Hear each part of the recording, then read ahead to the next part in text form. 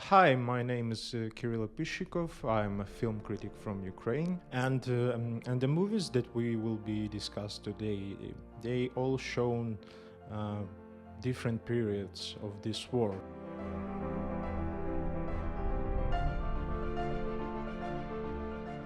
So the first movie that I want to talk, it's the movie Chchassi.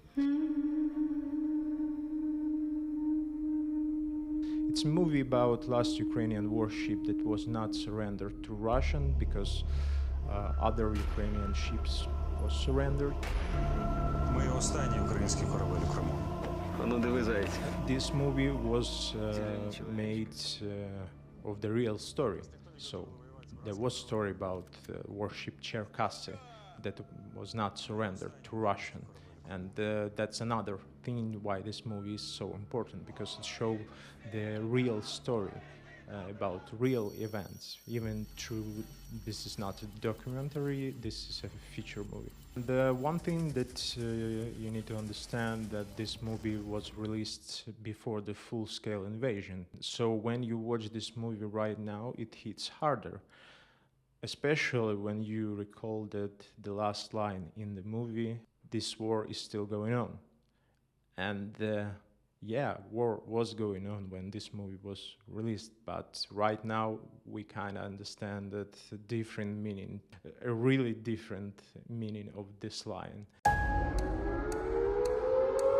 Someone once told me, wars don't start with explosions. They start with silence.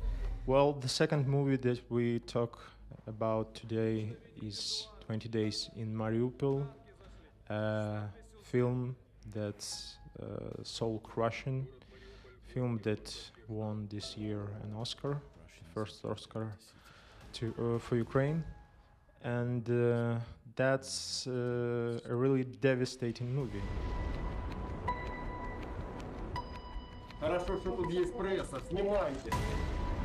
This is painful to watch, but it must be painful to watch. Вони нанесли бомбовий удар. Вон там! Хирургический корпус, вот там вот! А, вы в госпитале, да? Мамочка! Не знаешь, куда бежать. It's hard to talk, but you need to talk about this movie. Movie about first 20 days of occupation of Mariupol by Russian forces, the battle for Mariupol, and it showed about what happening to this city only in 20 days. And Mstislav Chernov is showing to us, and not only he is showing to us what happened at these 20 days, he's taking part of it. He's also in this occupation. He's also trapped. Which scenes were the hardest to watch for you? Is the funeral of a child, not only because you see in the child, but because you see in the faces of the people who doing the funeral. I'm already a little bit in a cry, just remembered about this scene, so yeah, that's hard to remember.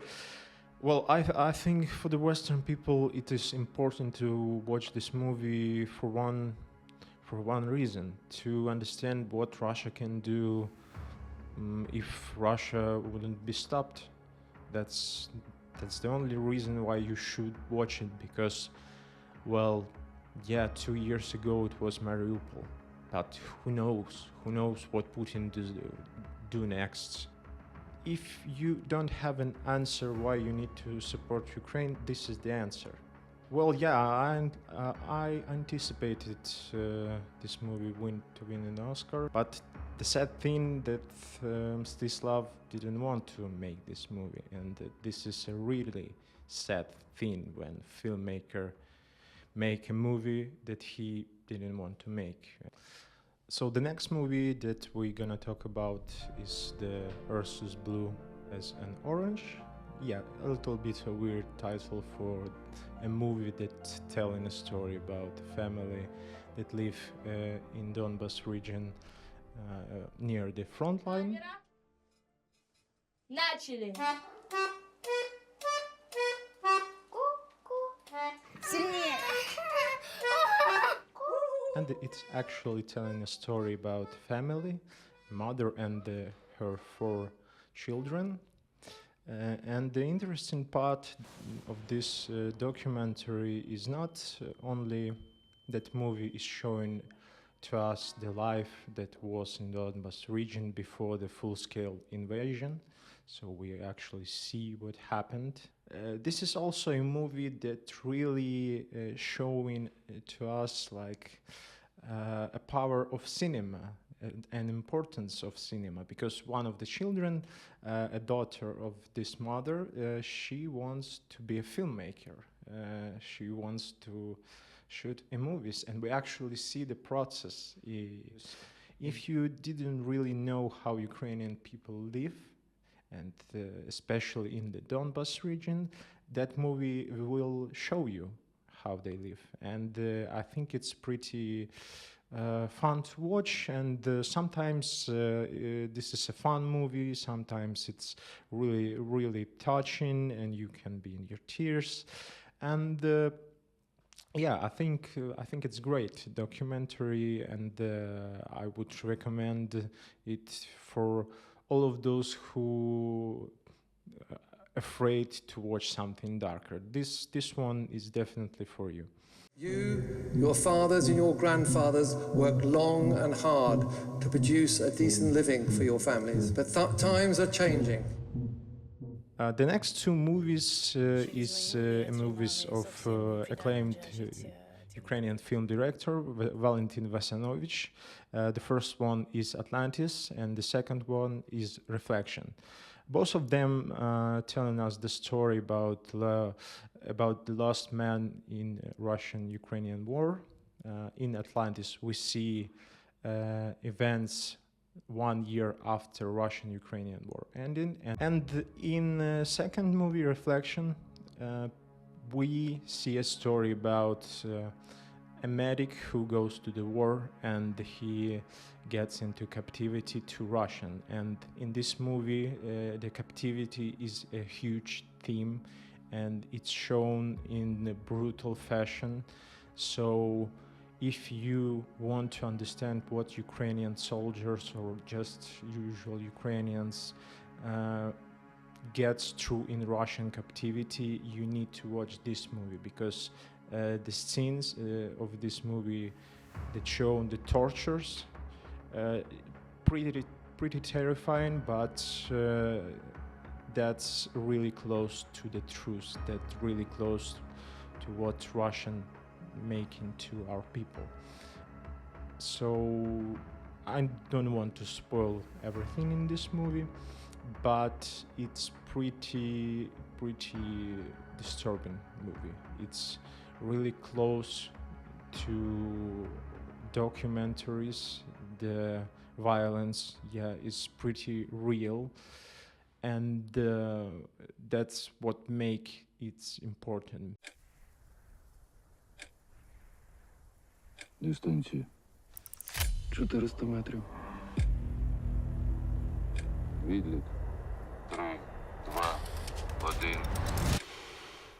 Вогонь.